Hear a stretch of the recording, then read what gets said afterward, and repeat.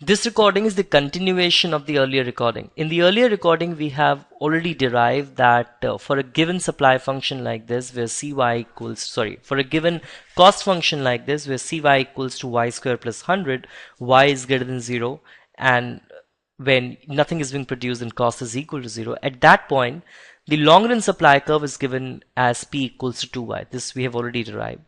Now the question is that how much the firm is going to supply at price equals to 5, at price equals to 10, and at price equals to 20. Okay, so that is what you have to find out. Now you know this, that the long run supply curve,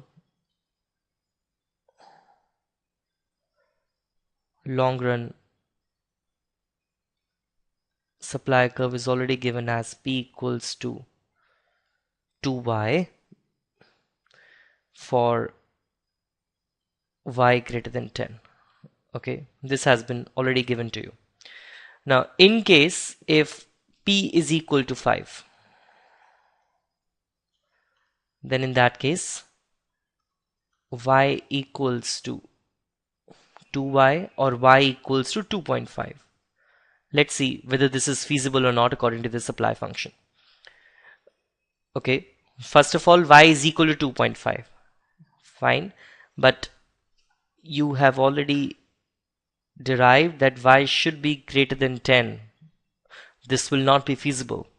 The reason is because in case if you find out at p equals to 5, y is equal to 2.5, the average cost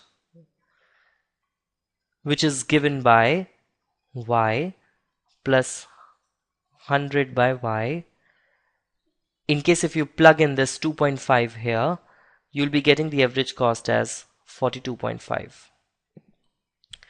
While the total revenue would be what? P into y, which is p is 5 and y is 2.5, and in that case total revenue is coming out to be 12.5. So in this case profits are less than 0. You will not be supplying anything. You're not able to recover even your average cost. So p equal to 5 is not feasible. You won't be supplying anything. Your y should be equal to 0 in this case. Then the second case is when p is equal to 10. Okay, so p equals to 10 would mean 10 equals to 2y.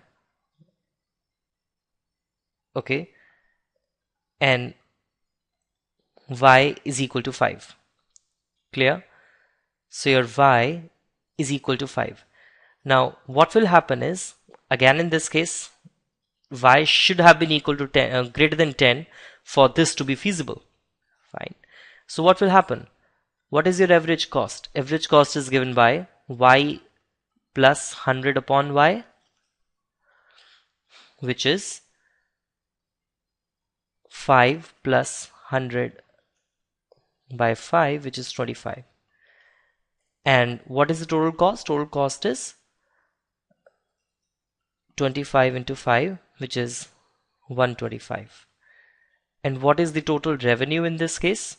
Total revenue is, the price is 10 and the amount which you are supplying is 5, which is 50. So total revenue is less than total cost in this case. Profit is less than 0. You would not supply even anything here. What will happen in case if p is equal to 20? Fine. So 20 equals to 2y. Y is equal to 10. Okay. Fine. Well, you should be writing it should be y greater than 10. Or let's see whether that's right or not. So AC is equal to what? Y plus 100 by y, which is equal to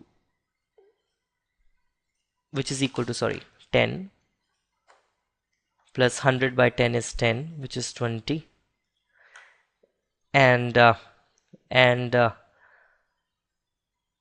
total costs are 20 is the amount of the output which is being supplied is 10. So total cost is 200, and total revenue is, the price at which it is being sold is 20, the amount which is being sold is 10, total revenue is this. So profits are 0 in this case, but but firms may probably supply. Okay, that is, they're probably making normal profits, so they might not want to shut down, but they can supply. Okay, so what you will say is that what you have seen is that in order for supply curve to be functional, okay, in order for firm to be supplying anything, price had to be at least 20. Fine. And this is what we are going to derive in the next recording when we'll talk about the short run supply curve and what is the minimum output which the firm can supply.